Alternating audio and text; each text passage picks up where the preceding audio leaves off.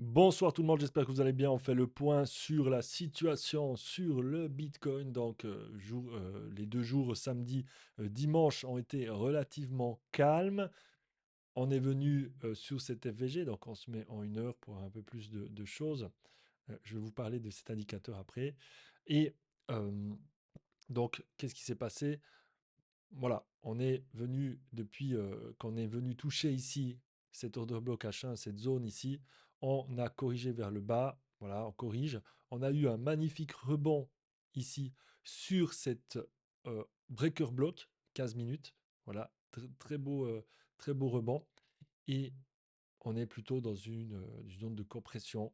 Le marché est en train d'hésiter sous les 100 000. Comme je vous ai dit, moi, je pense clairement que le marché se dirige vers les 100 000. Voilà, le week-end, il y a une respiration. Pas grand-chose à dire, à part, on va voir ici Michael Saylor. Il nous dit quelque chose de très important. Et il y a quelque chose qui n'est pas normal, qui est quelque chose qui ne marche pas actuellement chez Sailor Tracker. De nouveau, qu'est-ce que ça veut dire? Ça veut dire qu'il a acheté ce week-end, qu'il va acheter lundi. Voilà. Ça veut dire que est-ce qu'il veut viser les 50 milliards? Voilà, ça l'embête. Il n'est pas à 50 milliards, peut-être, je ne sais pas. En tout cas, moi, je pense qu'il va racheter, hein. Il va clairement racheter. Si on regarde son tracker, de nouveau, le dernier achat, il a été fait, ça a été fait ici. C'était le 30 décembre. 30 décembre, donc la semaine passée. Est-ce qu'il y aura un nouvel achat qui va être fait? Peut-être exactement au même prix ou plus bas, on verra. Mais c'est comme s'il avait déjà, c'est comme si, ouais, voilà, il dit quelque chose qui fonctionne pas, qui ne va pas chez Seller Tracker, c'est parce qu'il a déjà acheté et puis c'est pas encore notifié. Moi, je le traduis comme ça. Ou bien c'est parce qu'il n'y a pas les 50 milliards encore. On va voir. Qu'est-ce qu'il va annoncer demain? Mais ça, quasiment chaque semaine, chaque lundi, il annonçait qu'il a acheté du Bitcoin. Donc on verra demain. Ensuite, alors là, on est là, on revient sur le graphique. Voilà, pour l'instant, on hésite. Il y a eu quelques opportunités à prendre. Si on se met en 15 minutes, on voit que à un moment donné, on a eu cette FVG. Alors, on voit qu'ici, ah ouais, c'est ici plutôt. On voit qu'il y a eu cette dynamique baissière. On va chercher la liquidité, on repart à la baisse. Voilà, mais franchement, c'est très hésitant, hein. Il n'y a pas vraiment de grosse force baissière.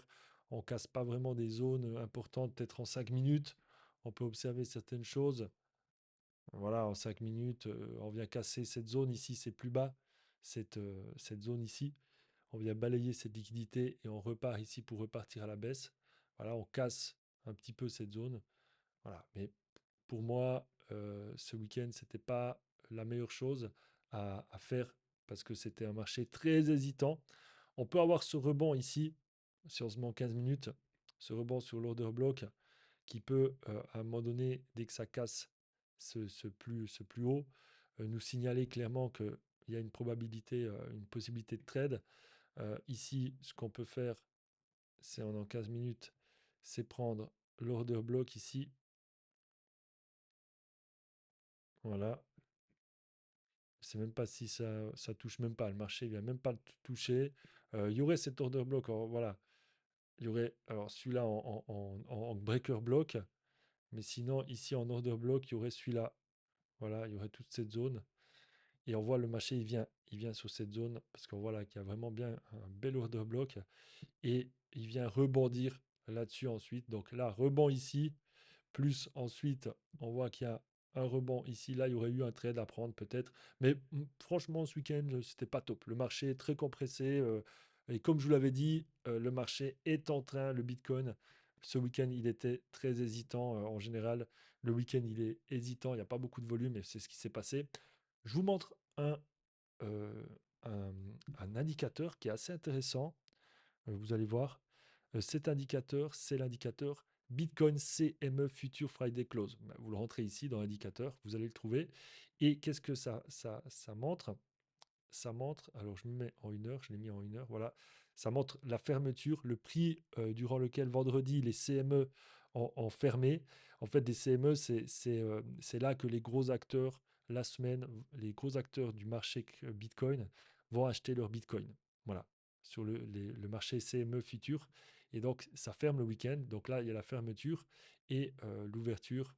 L'ouverture, ça sera Voilà, ça sera l'ouverture, elle se fait à 22 heures le, le dimanche. Dimanche, l'ouverture des CME, c'est lundi en fait. C'est lundi. Voilà. Et cet indicateur, ça montre le week-end durant la période où les CME sont fermés et donc les gros acteurs du marché ne rentrent pas sur la crypto. La crypto. Alors, il y a des grosses baleines hein, qui passent par les exchanges le week-end, mais voilà, il y a énormément de flux qui arrivent par les CME et c'est un indicateur qui peut vous aider à prendre position. Quand on est dans un marché plutôt haussier, qu'est-ce qu'on va faire? On va acheter sous cette ligne, voilà, sous cette ligne de prix on va acheter et puis vendre quand ça passe au-dessus. Donc ça peut être un bel outil. Et justement, ce que je voulais vous montrer, c'est une combinaison qui est une chose qui s'est passée, bah, c'est d'acheter sur un support clé ce breaker block pour vendre au-dessus. Et effectivement, si là on regarde, il y a une idée de trade. Hein, je vous montre un peu les possibilités, même si c'était vraiment pas le meilleur moment ce week-end de prendre des trades sur le Bitcoin. Mais là, il y avait un beau trade à prendre. Voilà, pour information, vraiment, ça peut vous aider cet indicateur CME Future Friday Close.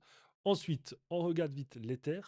L'Ether est en train de prendre alors en ce moment daily, est en train de prendre de l'ampleur.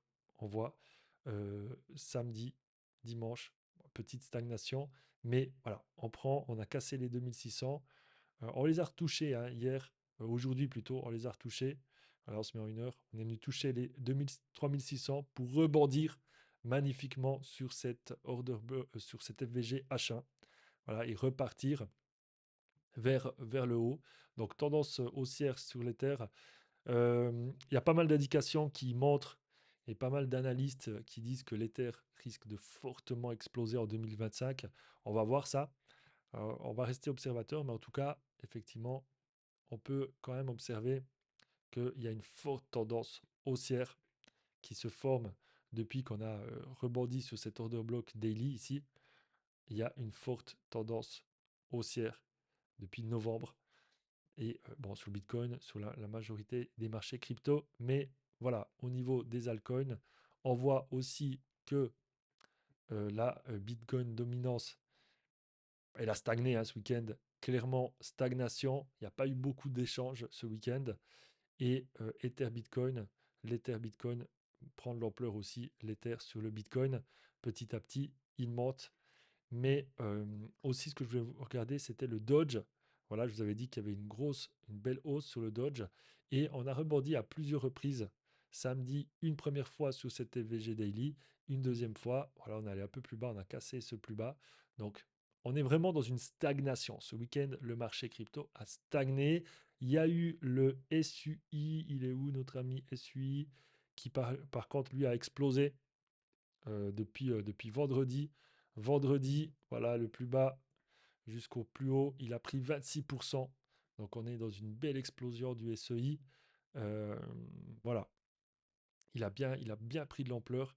Il a touché, il a cassé les 5. Je crois que c'est son plus haut historique. Hein. Je suis pas sûr. Ouais, c'est le plus haut historique. Voilà, il a cassé ici les 5. On avait presque touché les 5 déjà. Ici, il y avait une belle zone de résistance qui a été cassée. Donc là, on se dirige vers des plus hauts.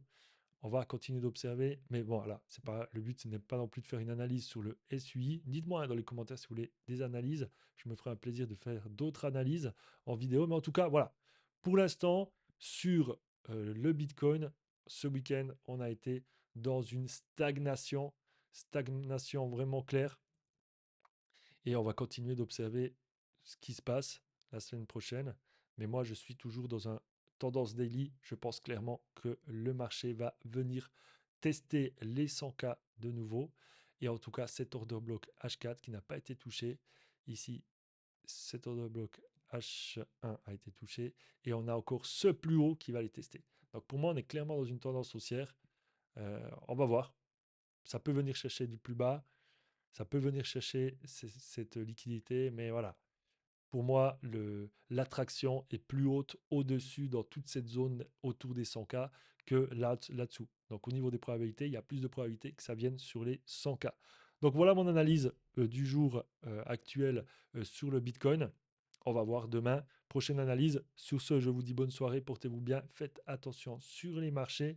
N'hésitez pas à mettre un petit commentaire, à vous abonner, à liker la vidéo, enclenchez votre cloche la cloche des notifications et à me rejoindre sur Telegram car je poste plus d'infos en continu là-dessus, aussi sur X, je partage pas mal de choses. Donc n'hésitez pas à me rejoindre sur les différents réseaux sociaux pour avoir toutes les infos en temps voulu et apprendre de la meilleure façon possible le trading. Sur ce, bonne soirée tout le monde.